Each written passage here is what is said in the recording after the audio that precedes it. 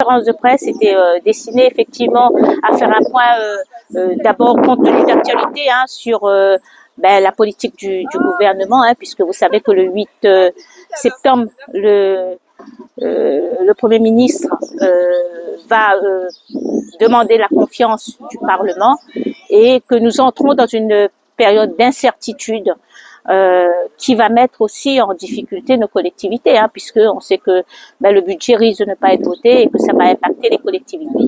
Et le deuxième sujet qu'on voulait aborder, puisque nous venons d'entamer la rentrée scolaire, nous avons eu la visite de la ministre Elisabeth Borne, qui a d'ailleurs fait un saut de puce en une journée, donc c'est pas donc c'était faire un point sur la politique éducative du département, puisque nous sommes des conseillers départementaux et qu'aujourd'hui on voit que les collégiens ne sont pas pris en compte dans cette politique éducative. J'ai entendu des annonces, que ce soit des communes ou de la région.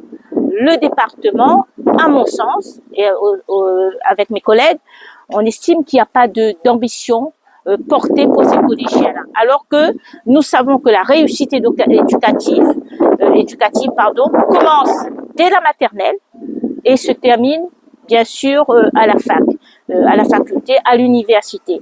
Et que le maillon central, c'est bien sûr les collégiens, parce que c'est là où l'enfant se développe, l'enfant se construit, où il y a aussi un nombre d'enfants qui sont en décrochage scolaire et que c'est là où il va, après la troisième, choisir son orientation au lycée. Donc moi, quand je vois qu'on s'occupe de décrochage scolaire, soit au primaire ou au lycée, sans tenir compte de ce qui se fait au collège, je suis triste.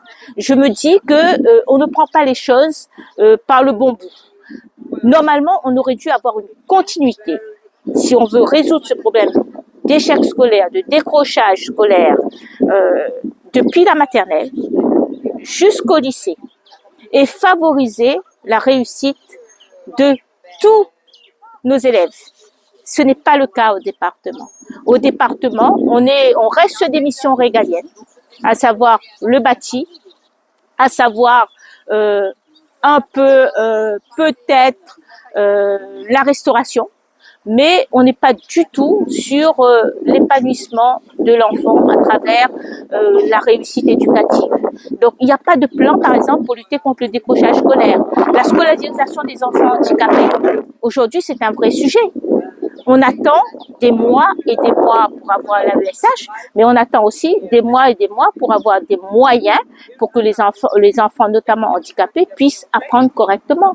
Donc, nous, on aimerait bien que le département puisse avoir un peu une ambition, que le département porte une ambition pour nos collégiens et les aide vraiment à réussir leur parcours scolaire. Et il y a des mesures qui doivent être mises en place en concertation, parce que moi je suis dans la concertation avec le premier degré, c'est-à-dire les communes, mais aussi avec le lycée. Donc quand la région se désengage, par exemple sur la continuité territoriale pour les collégiens, se désengage sur la restauration scolaire, il faut peut-être à un moment donné arrêter la politique politicienne et peut-être privilégier la concertation pour ne pas pénaliser les enfants et pour ne pas pénaliser les familles. Donc aujourd'hui, nous tirons la sonnette d'alarme en disant au gouvernement, mais notamment à Monsieur Melchior, oui, effectivement, il y a des restrictions budgétaires, mais il y a des choix politiques qu'on ne peut pas occulter. Notamment, le choix politique aujourd'hui, quand on est en collectivité, c'est tout ce qui est la politique éducative. On le fait à Saint-Denis. Je vois qu'à la région, il y a une certaine ambition qui est affichée. Nous devons avoir la même ambition parce que pour nous, la jeunesse d'aujourd'hui, c'est l'adulte de demain.